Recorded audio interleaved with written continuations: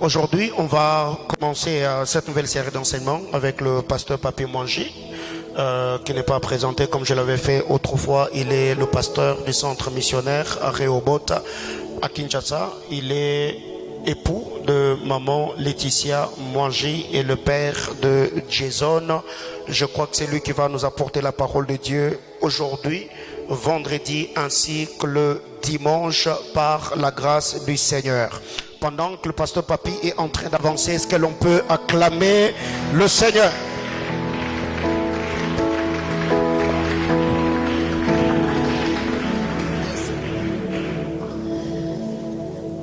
Seigneur, nous te disons merci pour la grâce. Te disons merci pour ce temps que tu nous donnes, Père. Je viens saluer la présence du Saint-Esprit au milieu de nous encore ce soir. Saint-Esprit, merci de glorifier Christ et merci de déposer la parole. Je veux être un simple canal ce soir, Seigneur. Parle à ton peuple. Parle-nous, Seigneur. Mais surtout, donne-nous la force de mettre en pratique ta parole. Dans le nom de Jésus, nous t'avons prié. Amen. Est-ce qu'on peut acclamer le Seigneur?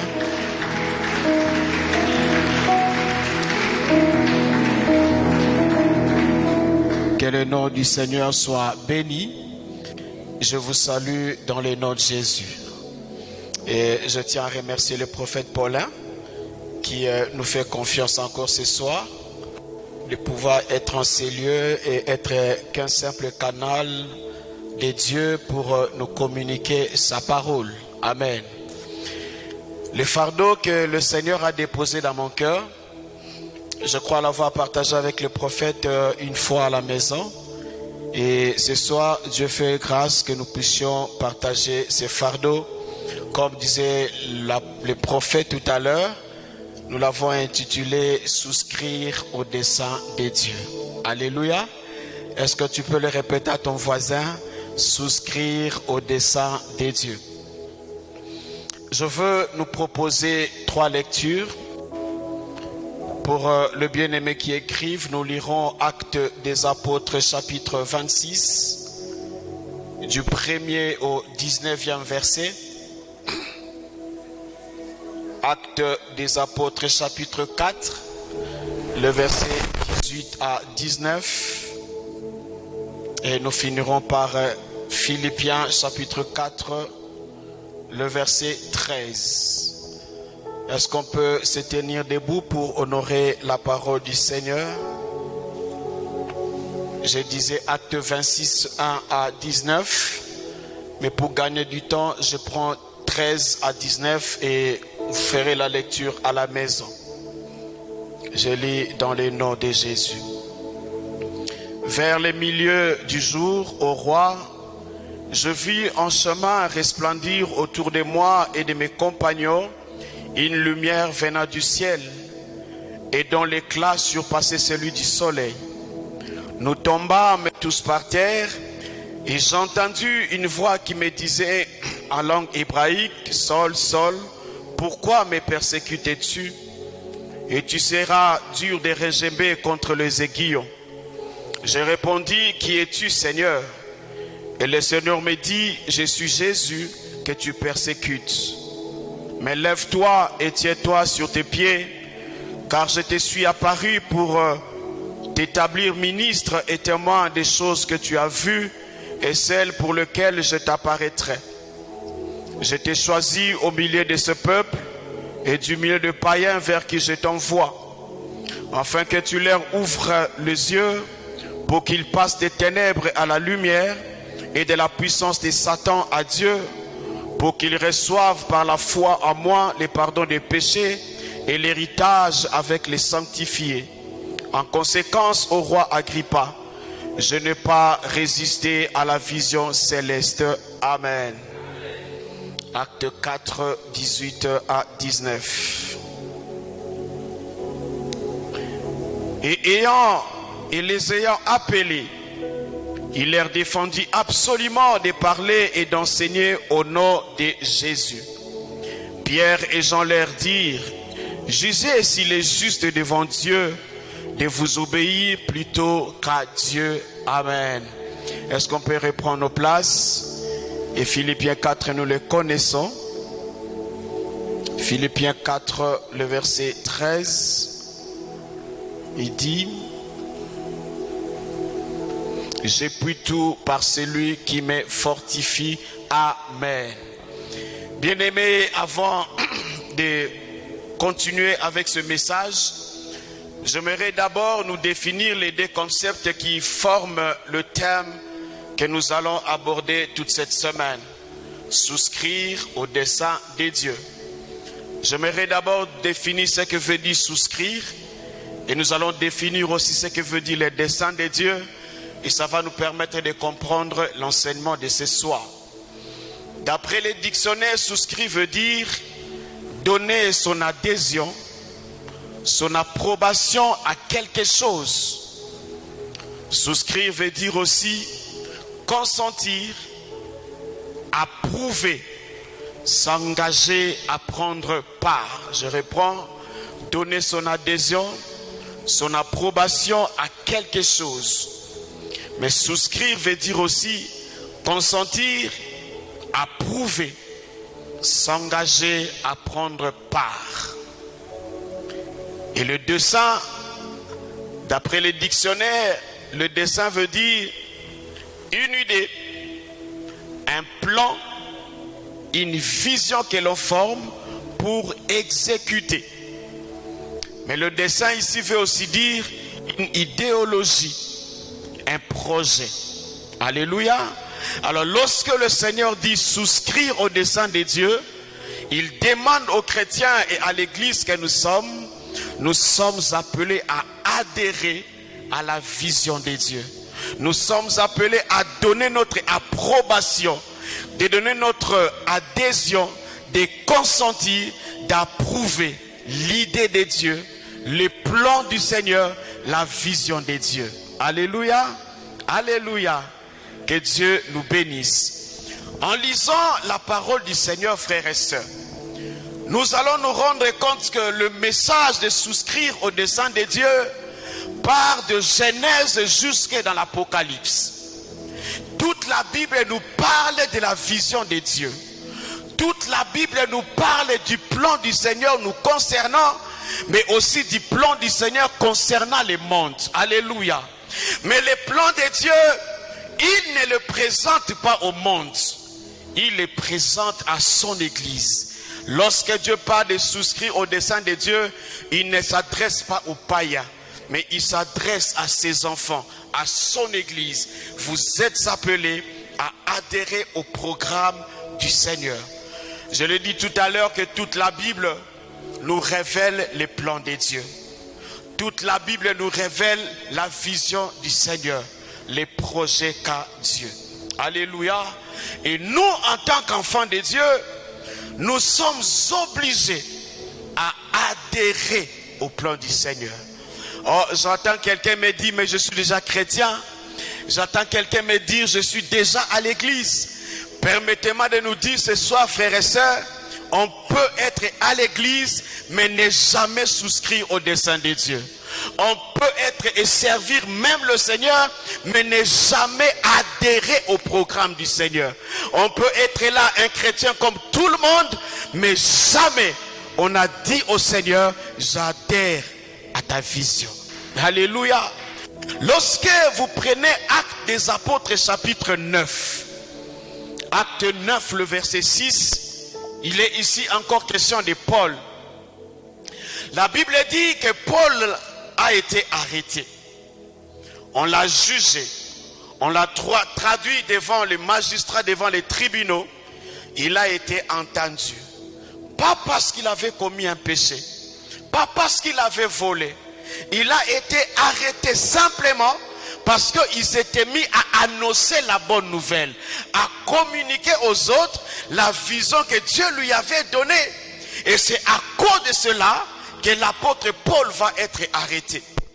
Mais lorsqu'on l'a entendu, les autorités de la ville lui ont dit, nous t'avons entendu, mais on ne peut pas statuer sur ton cas. Il est important que tu ailles comparaître devant Agrippa. Alléluia. Et lui, c'est le dernier ressort. Ce que lui dira, c'est ce qui va être arrêté. Alléluia.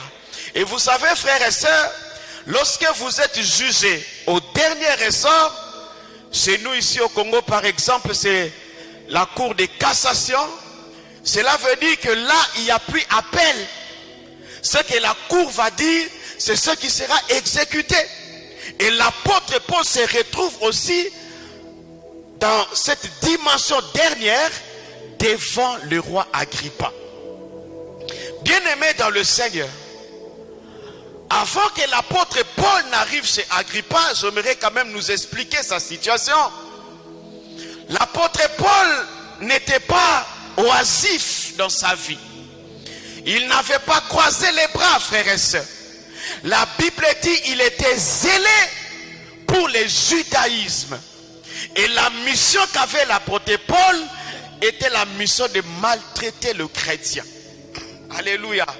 Il faisait fermer les églises, il faisait tuer le chrétien. De la parole du Seigneur, je me suis rendu compte, prophète, que même les jours où on lapidait le diacre Étienne, Saul était là. C'était son travail. Il était zélé pour ce travail. L'apôtre Paul n'était pas n'importe qui dans la société. Il était quelqu'un qui avait l'approbation du roi. Il était quelqu'un qui recevait les moyens pour aller fermer les églises et faire maltraiter les enfants de Dieu à son époque. Et l'apôtre Paul, lorsque cette lumière apparaît dans sa vie, il était en train d'aller vers accomplir une mission, celle de fermer encore les églises et maltraiter le chrétien. La Bible dit, alors qu'il faisait son chemin, une lumière va resplendir au devant de lui et l'apôtre Paul va tomber face contre terre. Ils étaient nombreux. Tous, ils ont vu la lumière, mais tous n'ont pas entendu la voix qui sortait de la lumière.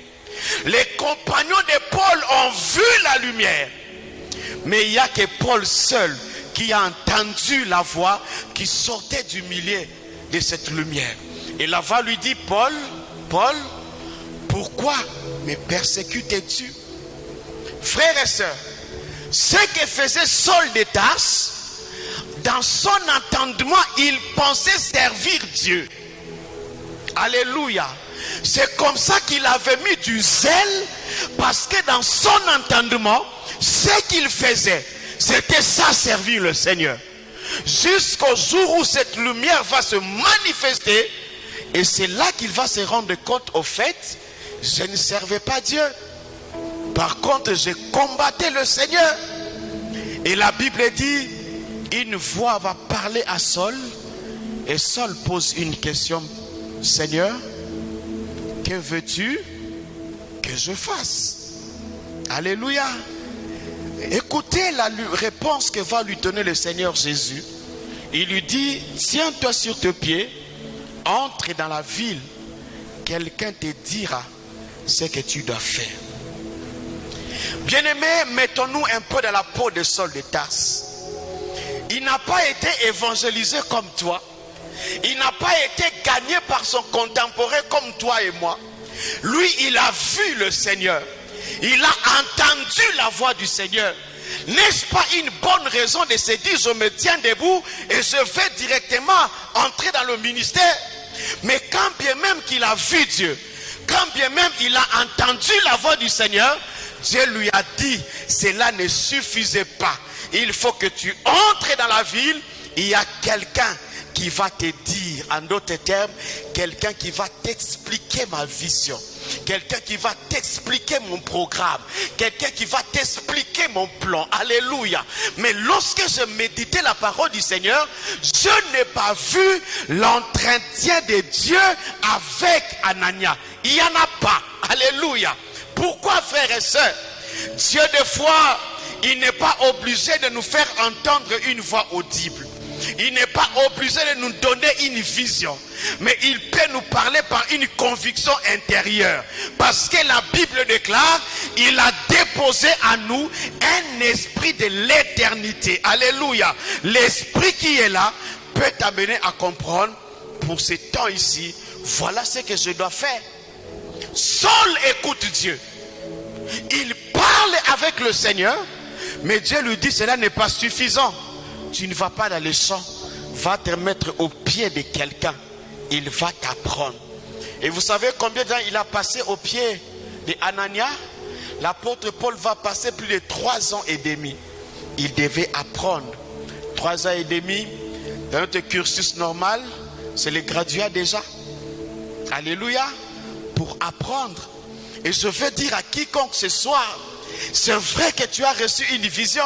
C'est vrai que Dieu t'est apparu, il t'a dit des choses, mais cela n'est pas suffisant pour que tu te lances. Alléluia.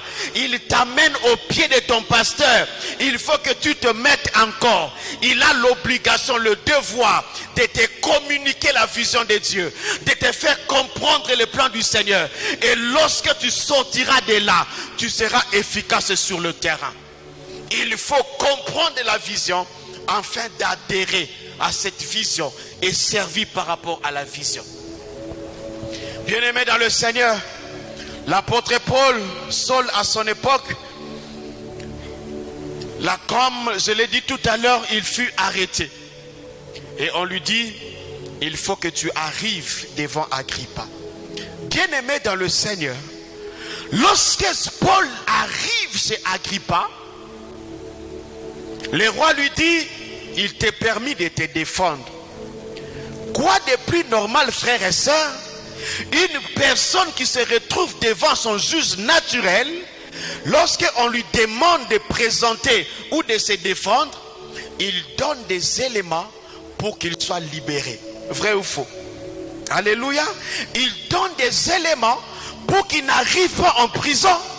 Il va vouloir se justifier, prouver que je suis innocent. La chose pour laquelle on m'accuse, je ne suis pas coupable. On travaille pour sa justification. Mais lorsque moi je lis la parole du Seigneur, l'apôtre Paul devant Agrippa ne présente pas des éléments pour sa justification. L'apôtre Paul n'a pas peur de la prison. Il n'a pas peur d'être condamné. Mais ce que l'apôtre Paul présente devant Agrippa, il présente la vision qu'il a reçue. Il va relater à Agrippa, j'étais en marche. J'étais en train d'exécuter la vision d'avant. J'allais pour combattre l'église. J'allais pour fermer les églises. Dans la vision que j'avais compris avant. Mais sur mon chemin, une lumière va tomber devant moi. Et de cette lumière, une voix se fait entendre. Et il dit au roi Agrippa, je n'ai pas pu résister à la vision céleste. Alléluia.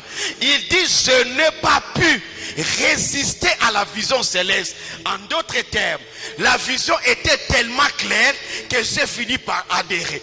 Alléluia. En d'autres termes, il voulait dire au roi Agrippa, souviens-toi, la vision dans laquelle j'avais adhéré avant, c'était du judaïsme.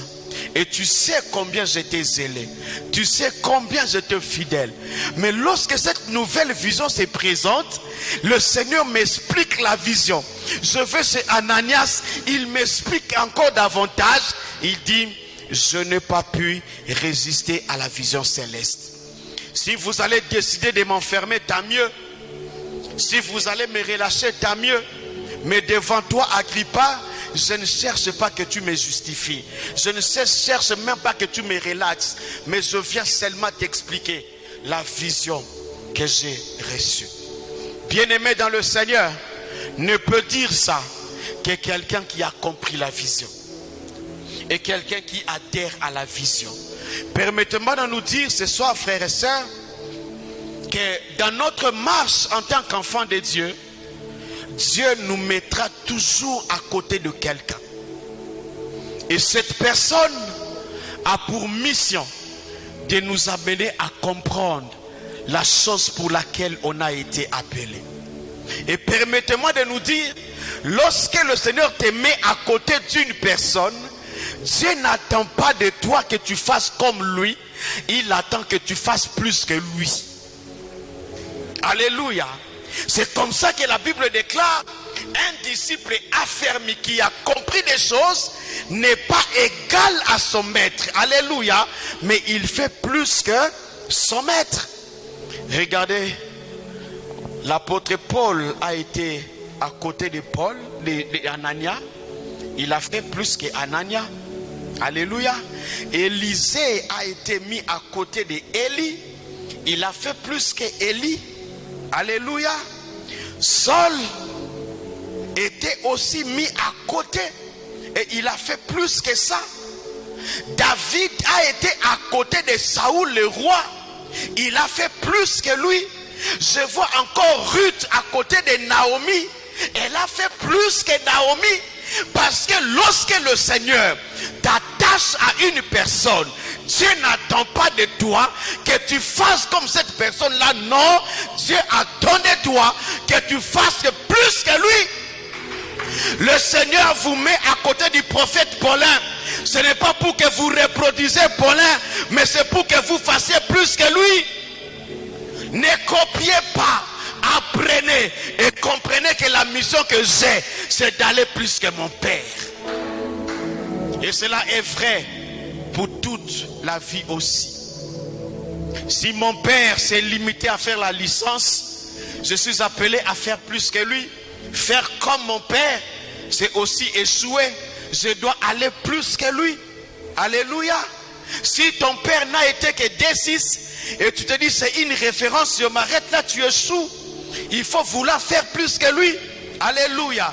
Si votre pasteur, le prophète Follin, prophétise et que pour qu'il prophétise, il faut que maestro bouge encore beaucoup, mais toi tu peux te dire, je vais faire plus que mon pasteur. Je n'aurai pas besoin de maestro, mais je peux prophétiser. Alléluia. Lorsque tu analyses la profondeur de la connaissance de ton pasteur, ne t'arrête pas là. Dis-toi, je dois aller au-delà. Je veux faire plus que lui. Telle est la mission de Dieu, frères et sœurs. Mais ne peut arriver à le faire que la personne qui a compris la vision de Dieu, qui comprend les plans du Seigneur, mais aussi qui adhère dans les plans du Seigneur. Alléluia. Bien-aimés dans le Seigneur, pour souscrire au dessein de Dieu, il nous faut des choses. Pour souscrire au dessein de Dieu, il nous faut des choses. La première, c'est la capacité à connaître la volonté de Dieu. La capacité à connaître la volonté de Dieu. La volonté de Dieu, elle est là. Elle nous est prêchée tous les jours en ces lieux.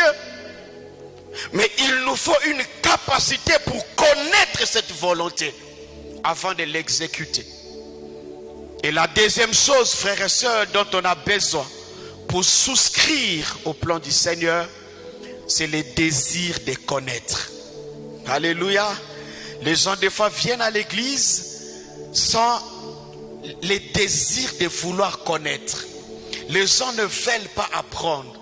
Ils pensent que le fait que je parle la langue c'est suffisant. Non, il y a des auditoires où lorsque tu te tiens, le parler en langue seule ne suffit pas. Alléluia. Il y a d'autres choses.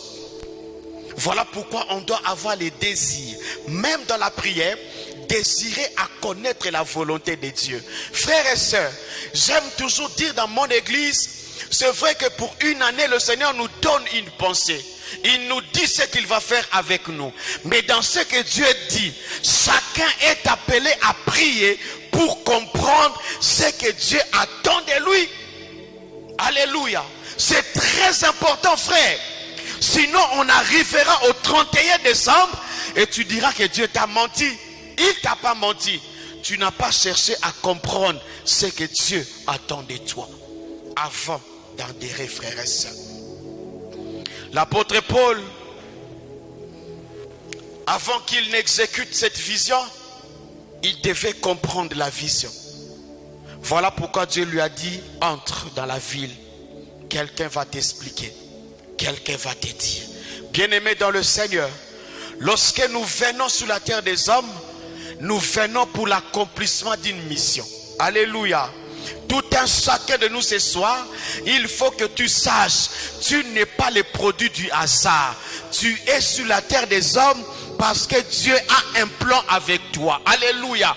Tu n'es pas sur la terre des hommes parce que ton père et ta mère s'étaient croisés, non, ou rencontrés, non. Tu es là parce que pour le Dieu, tu es important. Et pour ce temps ici, c'est toi que Dieu va choisir. Alléluia. Vous vous imaginez, frères et sœurs, si le prophète Paulin avait été sur la terre des hommes dans le siècle passé, c'est qu'on ne l'aurait pas connu aujourd'hui. Vrai ou faux? C'était pour ce temps ici que Dieu le voulait sur la terre des hommes. Et il est aussi appelé à comprendre que ce temps ici, c'est mon temps, ce n'est pas le temps de mon voisin. Voilà pourquoi tous les jours, ne soyons pas négligents. Cherchons à comprendre pourquoi je suis sur la terre des hommes. Qu'est-ce que Dieu veut faire avec moi?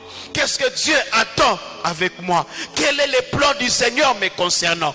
Lorsque tu comprends le plan du Seigneur, tu resteras dans la vision de Dieu. Même si on vient te dire, il y a un prophète à gauche, tu ne partiras pas. Pourquoi? Parce que tu as compris ce que Dieu attend de toi. Le chrétien, nous ne sommes pas appelés à être superficiels.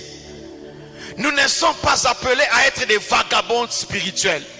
Nous sommes appelés à être des hommes et des femmes qui sont assis. Et pour être assis, il faut comprendre, il faut connaître ce que Dieu attend de nous. C'est très important parce qu'aujourd'hui, nos églises sont pleines des hommes et des femmes. Tu penses que c'est vraiment un chrétien de cette église, mais en réalité, il est le chrétien de cette église à la fois. Peut-être pas chez vous ici, mais nous, chez nous à Kinshasa, tu peux te dire, c'est le frère de notre église, mais en réalité, ce frère-là a 7 pasteurs. Cette sœur a 6 prophètes. Chaque prophète pour chaque jour de la semaine. Et toi, tu penses que c'est une âme de l'église, mais en réalité, vous êtes 7 sur la même personne. Et cette personne à la fin est superficielle et passe aussi à côté. Pourquoi? Parce que les gens ne veulent pas comprendre que Dieu a une vision. Il est important que je comprenne la vision et que j'adhère à la vision du Seigneur. Alléluia. Voilà pourquoi lorsque tu prieras, cherche à ce que Dieu t'éclaire, que Dieu t'amène à comprendre. Seigneur, pourquoi tu me veux sur la terre des hommes? Dieu ne t'a pas envoyé que pour le mariage, frère. Dieu ne t'a pas envoyé que pour ce travail-là. Il a un plan avec toi. Il faut le connaître, afin de l'exécuter sur la terre des hommes. Alléluia. L'apôtre Paul dit, il n'a pas eu peur qu'il soit condamné. Il n'a pas eu peur qu'il soit arrêté. Il a dit, la chose qui fait ma force, c'est la compréhension que j'ai de la vision de Dieu. Le fait que j'ai bien compris cette vision-là, voilà pourquoi j'ai adhéré à la vision. Alléluia. Et cela est important, la compréhension de la vision. Vous savez, lorsque je devais implanter l'église que nous dirigeons aujourd'hui, je suis allé voir mon pasteur, je le dis, Dieu me dit, je dois être sur terrain. Il me dit, papi, je sais, attends. Je continue à attendre. Après quelques mois, je veux encore le voir. Il me dit, est-ce que tu peux me relater encore ce que tu m'avais dit? Je lui rappelle ce que j'avais dit.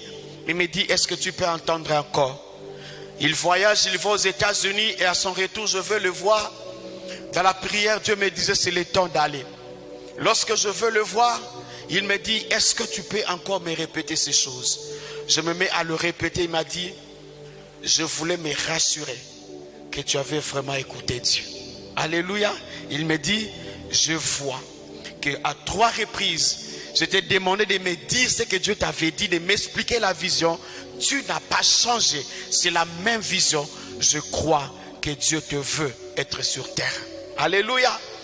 Mais jusque-là, il ne me libérait pas encore. Je veux encore le voir. La dernière fois, il me dit, mais pourquoi tu veux aller souffrir sur le terrain? Il y a tout ici. Je lui ai dit, papa, s'il ne s'agissait que du confort, j'aurais préféré être ici.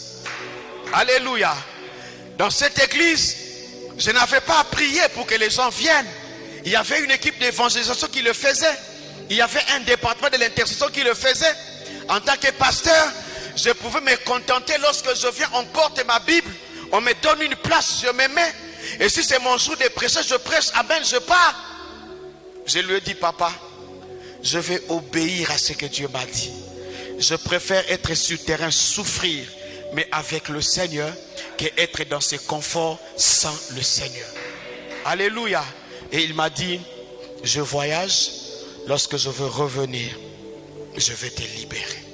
Bien-aimé dans le Seigneur, lorsque on comprend la vision du Seigneur, on va se dire, même si les hommes m'abandonnent, la vision que j'ai de Dieu est suffisante pour que la chose soit exécutée. Alléluia. Lorsque on comprend la vision, frères et sœurs, on ne passe pas à côté. Voilà pourquoi Dieu m'a dit, il faut que tu souscrives à mon dessein. Il faut que tu souscrives à mon plan, que tu adhères au plan de Dieu.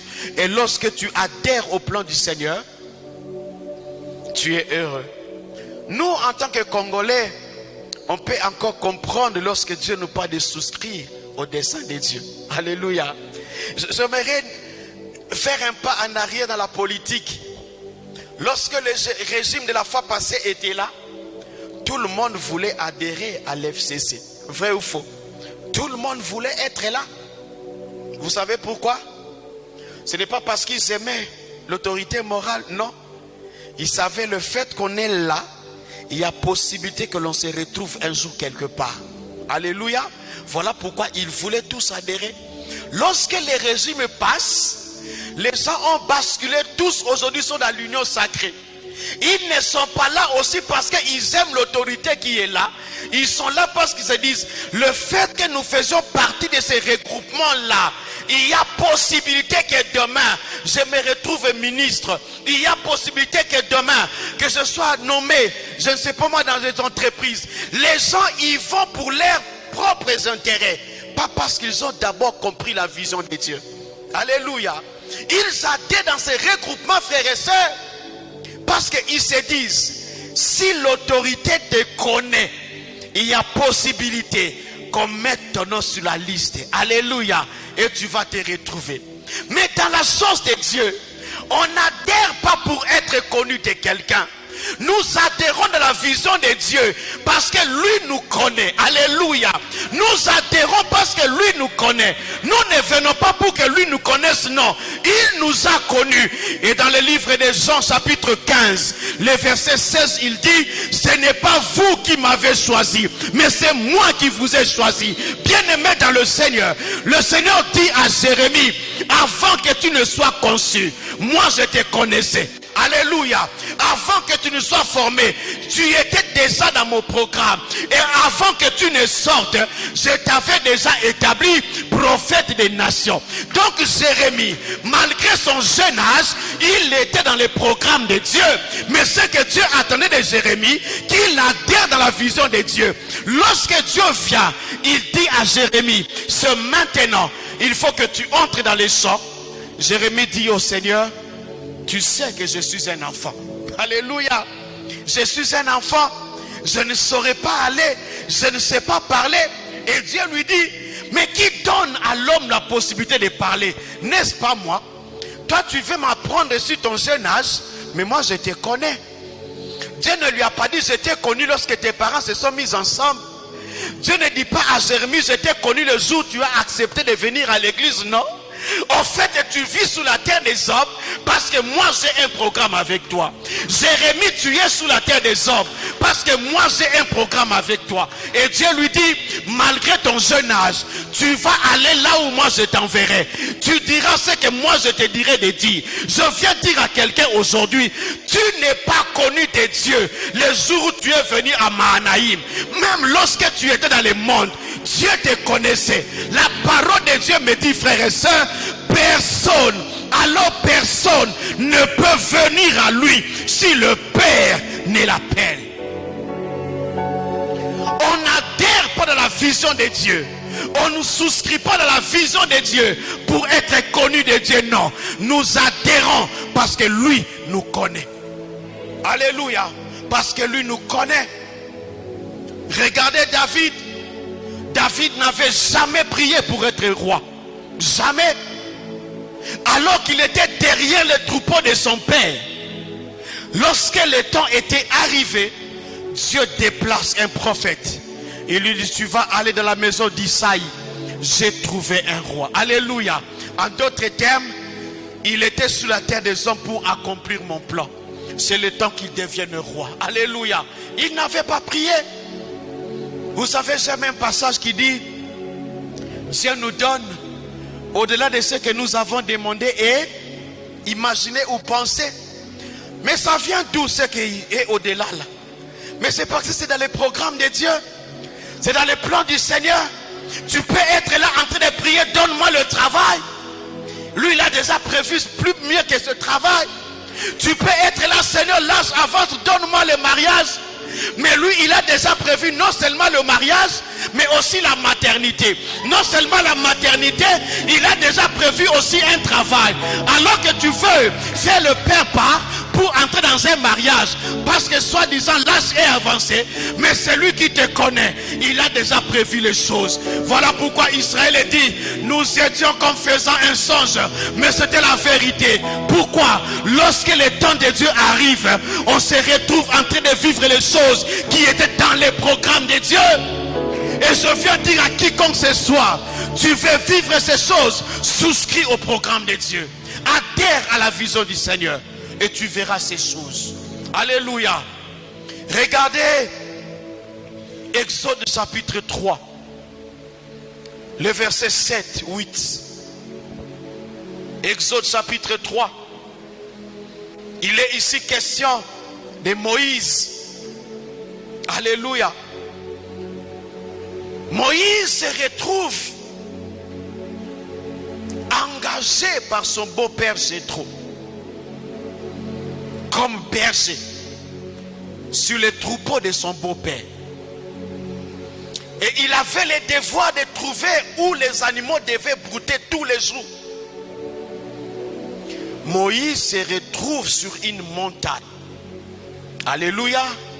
Par rapport au travail qu'il devait faire, de faire brouter les animaux. Mais sur cette montagne, Moïse ne s'est pas préoccupé à savoir à qui appartenait cette montagne. Il se retrouve comme par hasard à cause de son travail. Il n'a pas fait cas au propriétaire de cette montagne. Moïse va se retrouver sur cette montagne à cause de trois choses. Et ces trois choses se retrouvent généralement aussi dans la vie des enfants de Dieu. La première chose qui a fait que Moïse se retrouve sur cette montagne, c'est la récompense. Moïse était convenu avec son beau-père. À la fin du mois, il aura un salaire. Il se retrouve sur cette montagne à cause d'un salaire. La deuxième chose qui amène Moïse à être sur cette montagne, c'est le zèle, le courage d'un berger motivé par le salaire. Il n'est pas là parce qu'il aimait beaucoup son bon-père, non. Il était là motivé par le salaire qu'on lui devait chaque fin du mois. Et la troisième chose qui a amené Moïse à être sur cette montagne, c'était l'appui qu'il avait. Il avait en main un bâton qui lui servait de redresser les animaux, mais aussi pour s'appuyer pour gravir les montagnes. Trois choses qui ont fait que Moïse se retrouve sur cette montagne-là. Alléluia. Je veux revenir, frères et sœurs. Mais analysons un peu la vie de Moïse. Lorsque Moïse vient au monde, le roi va signer l'édit pour dire tous les enfants mâles moins de 3 ans devaient mourir. Donc Moïse y compris. Mais Moïse était sur la terre des hommes d'après les plans de Dieu. Alléluia. Il n'était pas là d'après ses parents, mais d'après les plans de Dieu. Mais il s'est fait qu'une loi a été promulguée. Tous les enfants mâles moins de 3 ans devaient mourir. Moïse aussi faisait part de cette loi. Mais sa mère, ce n'est pas Dieu qui parle à sa maman. Elle n'a pas reçu une vision. Mais elle avait une conviction au fond de son cœur. On va faire un panier. On va placer Moïse dans ce panier. Et on va placer le panier près d'un cours d'eau. Pas de vision. Pas une voix audible. Mais une conviction intérieure. Et elle va placer Moïse là. Mais je suis sûr, frères et sœurs, avant que la maman de Moïse et sa grande sœur ne décident de poser Moïse là, elles ont eu l'état de voir les mouvements de la fille du roi. À cette époque-là, il n'y avait pas de douche comme dans nos maisons aujourd'hui.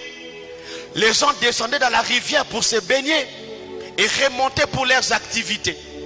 Et la grande sœur de Moïse avait observé, c'est moi qui l'ai dit, les mouvements de la fille du roi. Elle descend généralement tous les mercredis à 17h, les vendredis à 17h, le dimanche à 8h. Et elle avait quand même les programmes de la fille du roi. Alléluia. Alors elle s'est dit, maman, la fille du roi descend généralement tel jour de la semaine. Alors nous pensons qu'on doit placer Moïse là avant que la fille du pharaon ne vienne. La deuxième chose que la fille avait observé, c'est les lieux que cette fille venait se baigner. Il a dit, maman, j'ai remarqué que généralement, elle vient là vers Texaco, juste la route qui entre, oui, quelque part là. C'est là qu'elle vient toujours se baigner. La fille, la sœur de Moïse avait les programmes de la fille du roi. Alléluia. Sans vision, sans voix audible, sans que Dieu l'ait parlé. Mais la conviction intérieure l'amène à observer ces choses et à retenir les programmes de la fille du roi. La loi tombe. Elle dit à sa maman, on doit faire ces paniers. Il dit, généralement, elle vient le mercredi. C'est moi qui pense. Elle dit non. Si on dépose l'enfant depuis le lundi, la nuit, il fait très froid. Moïse risque de souffrir. Comme elle va descendre le mercredi, posons le panier là, les mardis déjà, pour que le mercredi, lorsqu'elle va venir, qu'elle remarque. Imaginons-nous, frères et sœurs, que la maman de Moïse avait déposé le panier à plus de 100 mètres de là où la fille du roi devait se baigner. Elle n'allait pas remarquer Moïse. Alléluia. Alors que Moïse était dans le programme du Seigneur, la Bible dit, la fille du roi descend avec ses servantes pour se baigner. Elle descendait pourquoi? Pour se baigner, pas pour récupérer un enfant, pour se baigner. Et la fille du roi avait connaissance de la loi de son père. Normalement, elle était la première à exécuter la loi de son père. Mais lorsqu'elle descend pour se baigner, elle entend, assurément que c'est Dieu qui a pincé Moïse. Lorsqu'il pince Moïse, il pousse un cri. La fille du roi, non, est-ce que vous avez entendu? Oui, on regarde là, on remarque le panier. Pendant ce temps-là, la grande sœur de Moïse n'était pas loin. Elle était sur une montagne en train d'observer la scène. Alléluia. Lorsque la fille du roi dit à ses servantes, amenez l'enfant, on amène le panier, on ouvre le panier, elle va remarquer que le bébé qui était là n'était pas un bébé des Hébreux, mais c'était un bébé juif. Elle s'est souvenue que la loi avait dit, tous les enfants des Hébreux moins de 3 ans devaient mourir. La loi était là. On doit faire noyer cet enfant-là. Mais pendant ce temps-là, la grâce n'était pas loin. J'aimerais dire à quelqu'un aujourd'hui, la grâce n'a jamais été loin. La grâce était la sœur de Moïse. La Bible me dit, elle va se présenter. On ne l'a pas appelée, on ne l'a pas invitée. Elle vient se proposer. Il dit à la fille du roi, veux-tu que j'aille trouver pour cet enfant une mère hébreu pour allaiter l'enfant? C'était dans le programme du Seigneur. La fille du roi, elle s'est dit, il y a une loi, l'enfant doit mourir, mais la grâce vient proposer, est-ce qu'on peut trouver une femme? Elle n'a pas hésité. Et Regardez ce que la grâce est capable de faire. La fille propose. Elle va aller. Elle cherche qui? La maman de Moïse. Alléluia. Et lorsque cette femme vient, avec peine dans son cœur, elle avait du mal au cœur. Mon enfant, la fille du roi l'a récupéré. Assurément qu'elle va mourir. Lorsque la fille du roi remarque la maman de Moïse, elle avait mal au cœur. Pourquoi? Parce que il y avait deuil dans ces pays-là. Il y avait deuil. La plupart des mamans avaient perdu leurs enfants. Et vous savez, lorsqu'une femme vient d'allaiter, le lait coule du sein. Alléluia. Mais il n'y avait plus des enfants pour téter. Mais cette maman vient, la fille, le roi lui dit, je t'engage. Tu vas allaiter cet enfant, mais tu auras un salaire à la fin du mois. Et la fille du roi avait pitié de la maman de Moïse. Mais la maman de Moïse savait que ça c'est mon fils à moi. Il a un programme avec Dieu. Pourquoi? La grâce, lorsqu'elle vient, elle t'introduit là où la loi avait déjà condamné. Bien-aimé dans le Seigneur, lorsque nous adhérons au plan de Dieu, la grâce nous précède. On trouvera le chemin balisé. Là où tu pensais être fermé, la grâce t'ouvre la porte. Tu entres, tu te poses des questions. Comment suis-je arrivé ici? Non, ce n'est pas ton diplôme. Ce n'est pas tes relations. La grâce seulement. Alléluia. Mais regardez, frères et sœurs. Lorsque cette femme-là était en train d'allaiter l'enfant, pour la fille du roi, cette maman a mal au cœur parce qu'elle a aussi perdu son enfant. Mais la fille du roi ne savait pas que l'enfant qu'elle avait entre ses mains, c'était son enfant à elle. Alléluia. Pendant que la maman de Moïse était en train d'allaiter son enfant, vous savez, généralement lorsque les enfants allaitent, les enfants fixent le regard au visage des mamans. Les enfants n'ont pas le visage sur le sein, mais sur la maman. L'enfant est en train d'étudier le visage de sa maman. Alléluia. C'est comme ça, un enfant peut être au bas âge, mais peut distinguer. Celle ici, ce n'est pas ma maman. Ma maman là, c'est l'autre. Pourquoi? Lorsque l'enfant allait, elle fixe le regard, elle prend des photos pour dire ça, c'est ma maman. Alléluia. Mais pendant ce temps-là, lorsqu'on fait allaiter Moïse, frères et sœurs, Moïse fixe le regard, il dit, je connais cette femme. Elle m'a déjà allaité. Alléluia. C'est ma maman. Mais pendant ce temps-là, la maman aussi communiquait à Moïse. Elle disait à Moïse, tu n'es pas un hébreu. Toi, tu es un juif. Alléluia. N'oublie jamais. Les autres de ton âge sont décédés. Toi, tu es resté. Ce n'est que la grâce de Dieu. C'est parce que tu as une mission. Lorsque tu vas grandir, n'oublie pas que tu as une mission. Tu n'as pas été sauvé parce que la fille du roi voulait. Mais c'est parce que Dieu voulait. Et c'est parce que Dieu a un programme avec toi. Et lorsqu'on devait sévrer Moïse, la maman est partie. Mais elle avait l'assurance que cet enfant-là n'oubliera jamais ce que je lui ai dit alors qu'il était en train de téter. La Bible dit, Moïse étant devenu grand,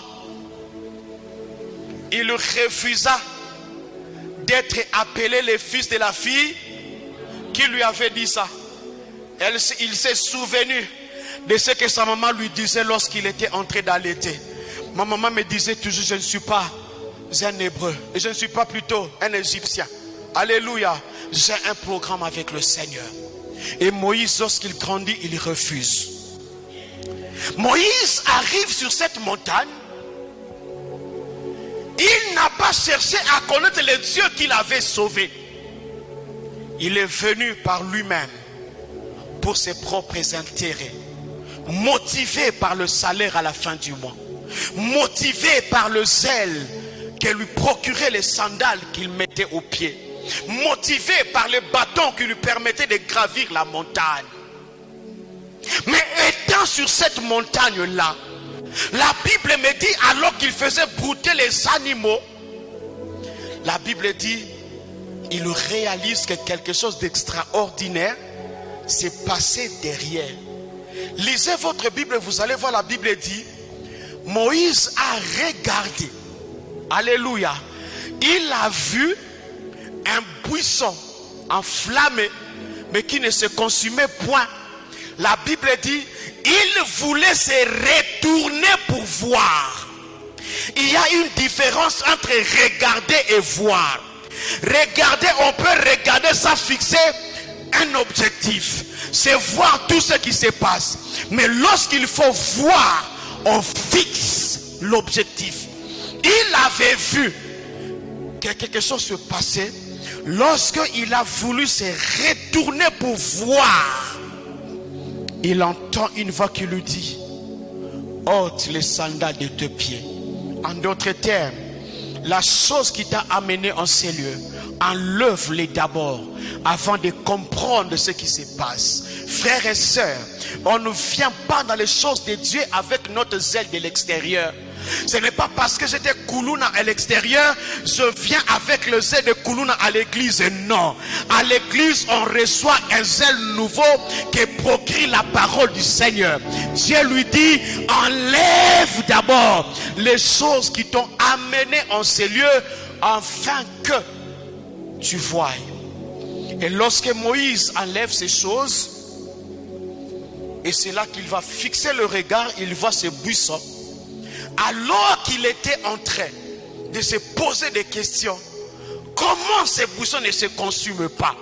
Alors qu'il est enflammé, la voix lui dit: tu es sur cette montagne, c'est ma montagne, une montagne sainte. Permettez-moi de nous dire, frères et sœurs, cette montagne n'a pas commencé à être la montagne de les jours où Moïse est là. C'était toujours la montagne de Dieu. Alléluia. Cette montagne n'a pas commencé à être une montagne sainte parce que Dieu a parlé. Non, c'était toujours la montagne de Dieu. Mais ces jours-là, Dieu avait programmé autre chose. L'église ne sera pas l'église de Dieu le jour où toi tu verras le miracle. Non. L'église, elle est toujours église de Dieu. Que tu vois ou pas, l'église reste l'église de Dieu. Elle est sainte pour la gloire de Dieu. Oh, j'entends les gens dire: alléluia, culte qui bien samba, qui présent. Non, même le jour où l'Esprit de Dieu n'ajoute personne, Dieu est présent. Il a dit dans sa parole: là où deux ou trois sont ensemble en mon nom, je suis là. Alléluia, je suis là. Et lorsque Moïse enlève les chaussures, ton Dieu se présente. Il dit à Moïse pourquoi il est là. Et qu'est-ce que Dieu dit à Moïse? Il lui dit trois choses. 1. J'ai vu la souffrance de mon peuple. 2. J'ai entendu les cris que lui font pousser les oppresseurs. 3. Je suis descendu. Mais je suis descendu, Moïse, pour travailler avec toi. En d'autres termes, Dieu était en train de communiquer à Moïse sa vision. Pourquoi il était là? Et qu'est-ce qu'il voulait avec Moïse? Il est en train de dire à Moïse: pourquoi tu as été sauvé? J'étais protégé en cette période-là. C'était pour les temps comme celui-ci. Parce que moi j'avais un programme avec toi. Alléluia. Lorsque le Seigneur présente à Moïse les plans, Moïse pose une question à Dieu: Seigneur, mais lorsque j'irai, comment je vais te présenter? Dieu lui dit: tu vas dire à mon peuple que je m'appelle je suis celui qui délivre. Dieu n'a pas dit: tu leur diras que je m'appelle j'étais, ou je serai que tu seras délivré. Non, je suis. Pourquoi? Parce que notre Dieu est celui qui contrôle le temps. Alléluia. Ton Dieu à toi, il a son pied gauche dans le passé, il a son pied droit dans le futur, et il est assis dans le présent. Il contrôle tous les temps des hommes. Et c'est comme ça qu'il dit à Moïse: lorsque tu vas arriver là-bas, tu vas leur dire: je suis et mon nom. C'est-à-dire que le peuple lui-même devait compléter: je suis quoi? Comme le cas d'Israël, pour ces temps-là, c'était le besoin de la délivrance. Donc je m'appelle la délivrance.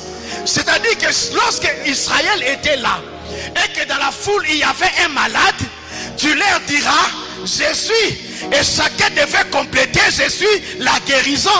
Lorsque frères et sœurs, tu es accablé par des problèmes, ton Dieu s'appelle Jésus. C'est à toi de compléter. Jésus, c'est lui qui te délivre. Tu es malade aujourd'hui, ton Dieu, lorsqu'il se présente, il te dit, je suis la guérison. C'est à toi, la personne qui adhère au mouvement de Dieu, à la vision de Dieu, c'est à elle de dire comment s'appelle son nom. Mais ton Dieu à toi, il donne seulement son prénom. Je m'appelle Jésus. C'est à toi de compléter. Parce que tel que nous sommes là, on n'a pas tous le même besoin. On n'a pas tous le même combat. On n'a pas les mêmes difficultés. Je viens te dire ce soir, ton Dieu ne s'appelle pas j'étais. Ton Dieu ne s'appelle pas je serai. Il s'appelle je suis. Pour te dire ce soir, si l'année passée tu avais échoué, il y a une possibilité 2022 soit différent, parce que celui devant qui tu te tiens ne dit pas que je serai, il a dit je suis. Aujourd'hui il se présente, le Dieu devant qui nous sommes, il est celui qui se présente. Tu es malade, je suis ta guérison. Tu as des difficultés au travail, je suis ta solution. Tu as quel est tes problèmes? Ton Dieu est la réponse au problème qui te tient ce soir. Alléluia. Mais cela est possible que lorsque nous souscrivons au dessein de Dieu. C'est comme ça qu'il se présente. Il a dit, dis-leur, je m'appelle Jésus. En d'autres termes, je suis celui qui délivre. Bien-aimé dans le Seigneur, le Dieu qui nous présente le plan, il est dans le présent. Et il dit à Moïse, dis-leur que je suis leur délivrance, parce que le temps était arrivé.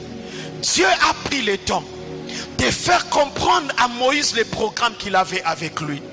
Dieu a pris le temps de rappeler à Moïse pourquoi il a été sauvé. Ce soir, Dieu prend le temps aussi de te dire, mon frère et ma soeur, pourquoi Dieu t'a protégé jusqu'à ce jour. Essaye un peu de faire un examen. Les gens de ton âge avec qui vous avez grandi, la plupart ne sont plus là. Mais toi, Dieu t'a protégé. Penses-tu que c'est à cause de ta famille? Penses-tu que c'est parce que tu es bon ou belle? Non, mais c'est parce que Dieu a un programme avec toi. Voilà pourquoi il te protège.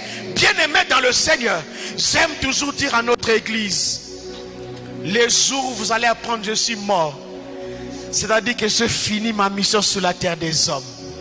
Mais tant que je vis encore, les combats se lèveront, les difficultés vont arriver, mais la mort ne sera pas au rendez-vous. Pourquoi? Je suis un programme de Dieu. Je suis dans le plan du Seigneur. Il a dit dans sa parole, mon projet tiendra et personne ne s'opposera au projet de Dieu. Tu es un projet de Dieu. Ne regarde pas la famille d'où tu es venu.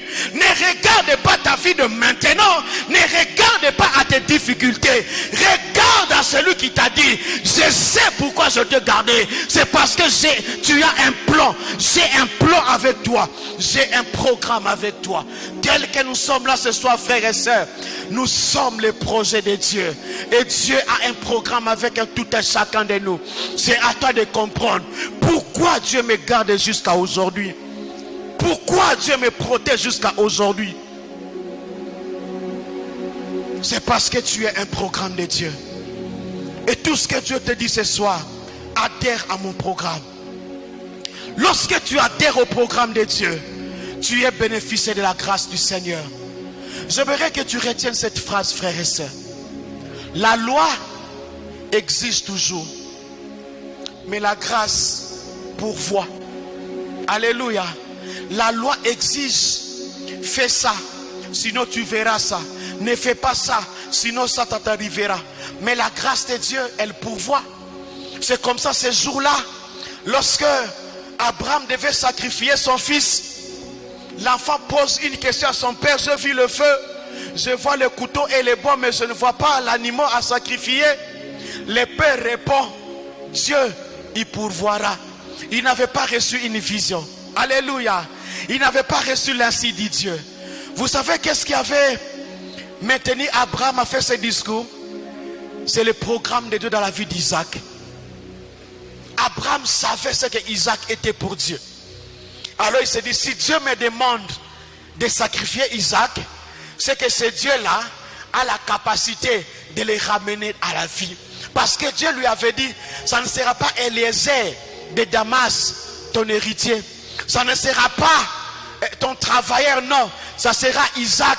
Ça ne sera pas Ismaël, mais ça sera Isaac. Et Abraham avait la connaissance que Dieu avait un programme avec Isaac. Alors si Dieu me dit de le livrer, c'est que ce Dieu-là a la capacité de le ressusciter. Alléluia. Abraham n'avait pas une preuve. Abraham n'avait pas un élément que son Dieu peut ressusciter quelqu'un. Mais les promesses qu'il a reçues, la vision de Dieu sur Isaac, là maintenant se dit, c'est que ce Dieu ici est capable de les ramener à la vie. C'est comme ça qu'il n'a pas hésité. Il a dit, Dieu il pourvoira. Mais remarquez encore une deuxième chose. Abraham était appelé à localiser une montagne. Pourquoi? Parce que la bénédiction de Dieu, pour qu'elle s'accomplisse dans notre vie, les programmes de Dieu, pour qu'ils s'accomplissent dans notre vie, a besoin de deux choses. Premièrement, les lieux. Et deuxièmement, les temps. Alléluia. Il y a toujours un lieu d'accomplissement de ce que Dieu a dit. Mais il y a aussi les temps de l'accomplissement. Ainsi, si tu es déjà là où Dieu te veut, tu vis le contraire, ne te décourage pas. Lorsque le temps arrivera, tu verras Dieu à l'œuvre. Alléluia. Il y a toujours un lieu et puis vient le temps de l'accomplissement. Alléluia. Alléluia. L'effet Christi me dit, pasteur, c'est quoi ça? Oui, mais je te dis la vérité, frère Christi. C'est comme ça que Dieu fonctionne. Alléluia. Regardez, on va finir par là aujourd'hui et on va le continuer le vendredi. Moïse est là devant le Seigneur avec la foule. Il dit, Seigneur, je veux me rassurer que c'est toi qui m'appelles. Fais-moi voir la gloire. Parce que Moïse venait d'expérimenter la colère de Dieu. Un grand nombre était décédé. Alors Dieu lui dit, je vais t'accompagner. J'enverrai un ange. Il a dit, non, non. J'ai commencé cette affaire avec toi, pas un ange. Si toi, Dieu, tu ne marches avec nous, on ne se déplace pas d'ici. Alors Dieu lui dit, ok, je marcherai moi-même avec vous. Moïse a dit, non Seigneur, pas de discours. Je veux une preuve que tu n'es pas en colère. Qu'est-ce que tu veux? Fais-moi voir ta gloire. Dieu lui dit, ok, avance d'un pas. La question que je me pose, où était Moïse? La Bible dit, ils étaient devant la tente, devant la présence de Dieu, au milieu de la foule, avec Israël. Mais Dieu lui dit, là où tu es, tu ne sauras voir ma gloire. Avance encore un peu. Moïse devait se déplacer de là où il était. Dieu lui dit, je prévis pour toi ici un lieu où tu verras ma gloire. Moïse se déplace, alors qu'il venait, il se disait, je vais voir la gloire de Dieu. Lorsqu'il arrive sous les rochers, les lieux que Dieu avait indiqués, Moïse ne voit pas la gloire de Dieu. La Bible dit, Dieu va le couvrir de sa main dans le creux du rocher. Alléluia. Dans l'obscurité, des moments où il était seul, Moïse pouvait dire, non Seigneur, ce n'est pas ce que moi j'ai demandé. J'ai demandé la gloire. Ce que je vois, ce n'est pas la gloire. Seigneur, pourquoi ça? Dieu a dit à Moïse, il faut que je passe d'abord. Alors tu verras. Je ne sais pas, le passage là a pris combien de temps. Mais pendant ce temps-là, Moïse était encore couvert. Alléluia. Et là, il pouvait se poser des questions. Est-ce que j'ai vraiment entendu Dieu? N'ai-je pas commis une erreur? Est-ce que je devais vraiment faire ça? Si vraiment Dieu était là, pourquoi l'obscurité? Pourquoi les temps difficiles? Bien-aimés dans le Seigneur, ce n'est pas parce que nous souscrivons au dessein de Dieu que tout sera que du rose. Non, les temps difficiles seront là. Les gens vont te rejeter. Les gens vont t'abandonner. Tu vivras des moments difficiles. On peut même te renvoyer du travail. Mais ne perds pas de vue. Je suis dans les programmes de Dieu. S'il permet que je sois renvoyé, c'est qu'il a prévu un meilleur travail pour moi. Alléluia. Il était là où Dieu le voulait. Mais il avait fallu que le temps arrive. Lorsque le temps est arrivé, Moïse n'a pas demandé à Dieu. Dieu a levé simplement sa main. Et Moïse a vu la gloire de Dieu. Bien-aimés dans le Seigneur, lorsque nous souscrivons au dessein de Dieu, Nous sommes appelés à être patients et à dépendre que de Dieu. Il faut être patient. Que Dieu te bénisse ce soir. Est-ce que tu peux lever pour la prière?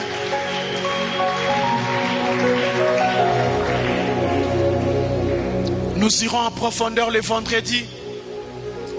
Mais j'aimerais pendant quelques 2 minutes que tu parles à ton Dieu. Moi, je ne sais pas ce que Dieu t'a dit. Je ne sais pas tu en es où avec le Seigneur. Mais je sais seulement que Dieu a un programme avec toi. J'aimerais que tu parles à ce Dieu ce soir. Si tu n'as pas encore compris la vision de Dieu te concernant, j'aimerais que tu lui dises: Seigneur, je veux que tu me fasses comprendre ta vision. Qu'est-ce que tu attends de moi?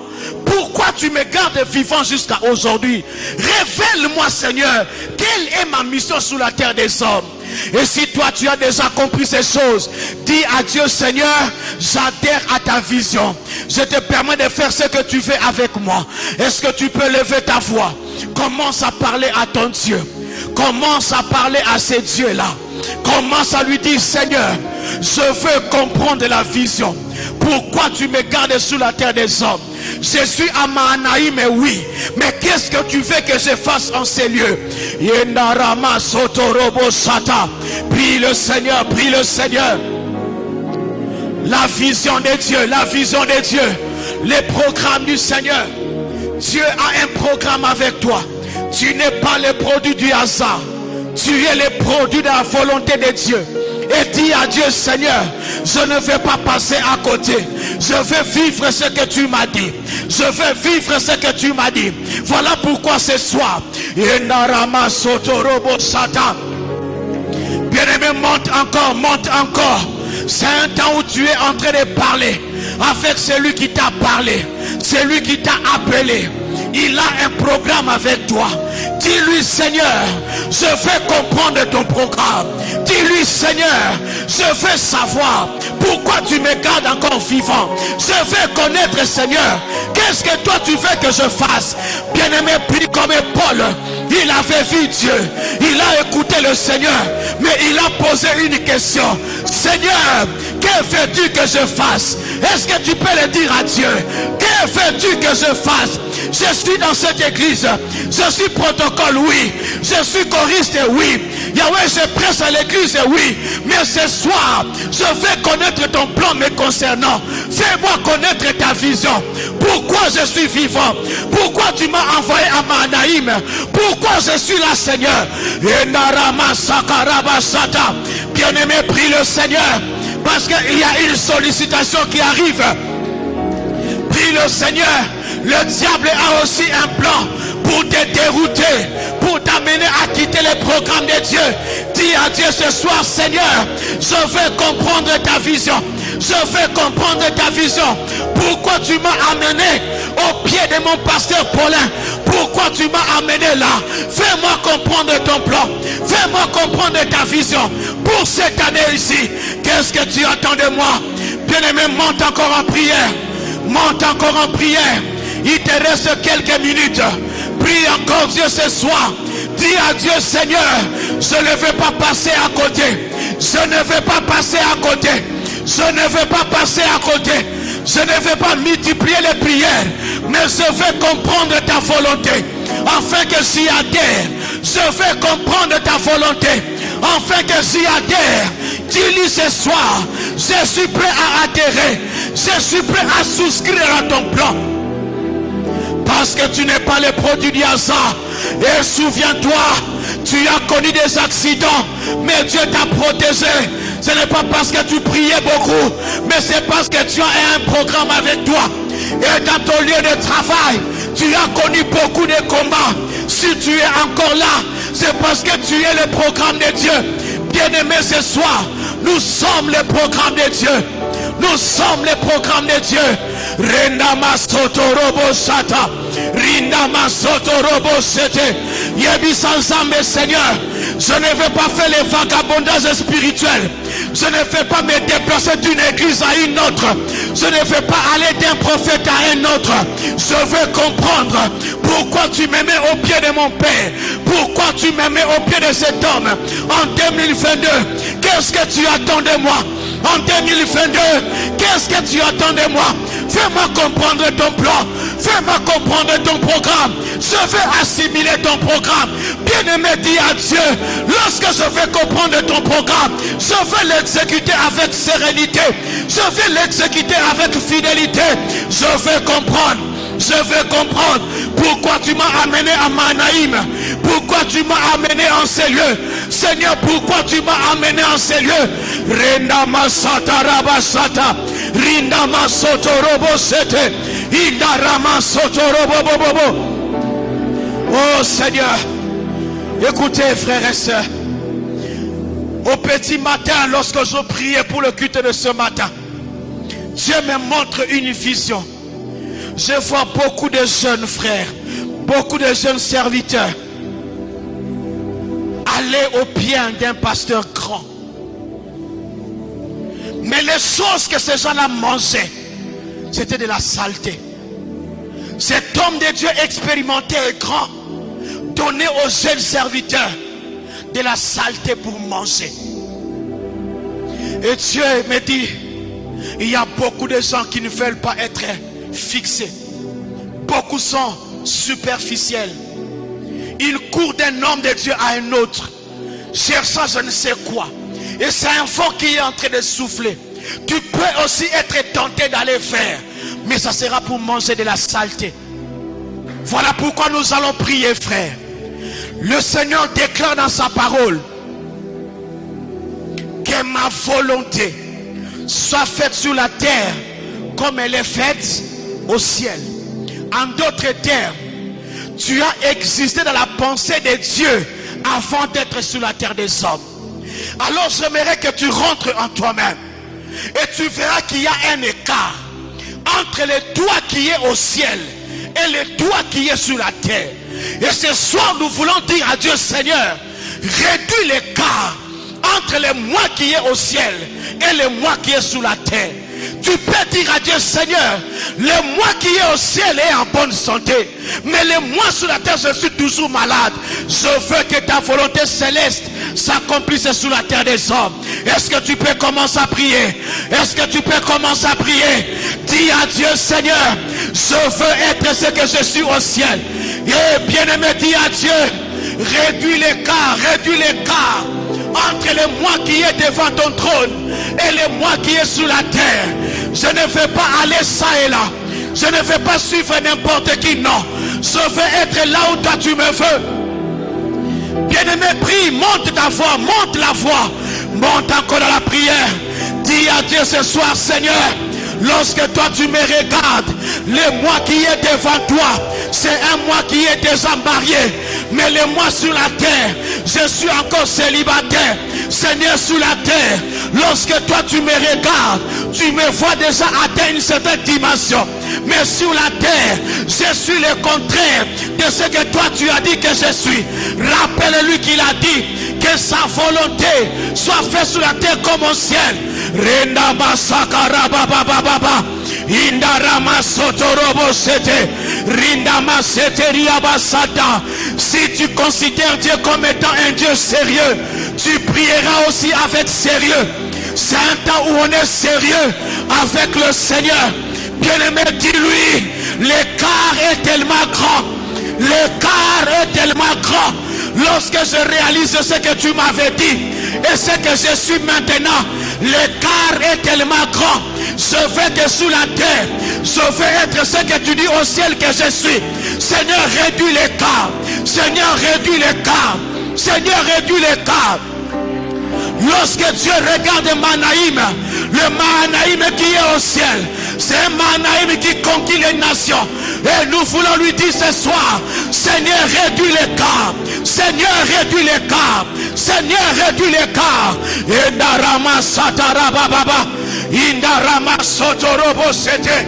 Je veux être ce que le ciel a dit. Le Seigneur a dit dans sa parole que sa volonté soit faite sur la terre comme elle est faite au ciel. Je viens dire à mon Dieu ce soir, je ne suis pas le produit de mes parents. Je ne suis pas le produit de ma nation. Je suis le produit de la volonté de Dieu.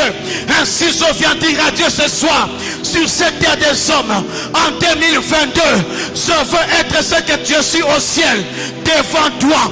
Lorsque tu regardes Papi, Papi qui est au ciel est différent de Papi qui est sous la terre.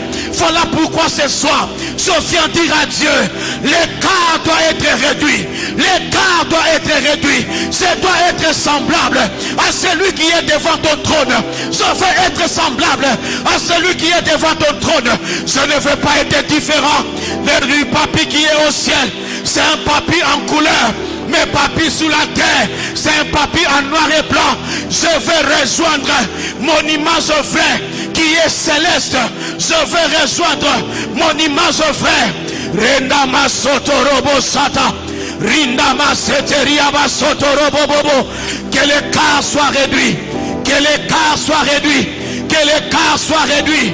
Que l'écart soit réduit. Ce soir, Seigneur, que l'écart soit réduit.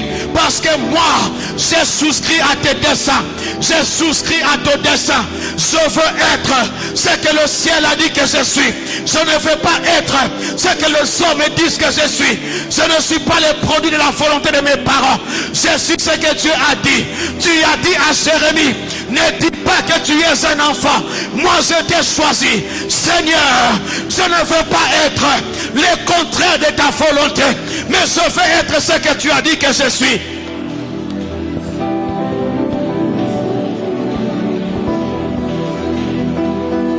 Élève ta voix, prie le Seigneur. Dis à Dieu seulement une chose, Seigneur, réduis l'écart de ma destinée. Que tu vives l'accomplissement des desseins de Dieu dans ta vie. Que le Seigneur réduise le quart. Que le Seigneur réduise le quart dans l'accomplissement des promesses. Que le Seigneur réduise le quart entre ta vie présente et ta vie future. Que Dieu étende sa main. J'ai senti ce sujet de prière tressaillir mes entrailles. Est-ce que tu peux profiter ce soir et dire à Dieu, Seigneur, tu m'as promis que cette année, tu vas faire de moi un décideur influent. J'ai pris au nom de Jésus. Réduis l'écart de l'accomplissement de cette parole. Seigneur, tu nous as dit cette année, le ciel nous donnera la recette et le terre le meilleur produit. Seigneur, je prie que tu réduises l'écart. Je prie au nom de Jésus. Israël devait faire 400 ans, mais ils ont fait 15 à 30 ans à cause de l'insensibilité. À ma Père, plaise à toi cette année de réduire l'écart. Après Alpha, Seigneur éternel mon Dieu, tu es Oméga. Tu es le Dieu qui marche avec nous. Tu es le Dieu qui nous bénit. Tu es le Dieu qui nous capacite. Tu es le Dieu qui accomplit tes desseins glorieux. Adonai, le roi de gloire, j'ai pris au nom de Jésus. Plaise à toi, Adonai, de réduire l'écart de ma vie, de réduire l'écart de ma famille. Je veux vivre l'accomplissement de tes desseins. Seigneur Dieu de grâce, glorifie ton Saint-Nom. Au nom de Jésus. Amen. Que quelqu'un acclame le Seigneur.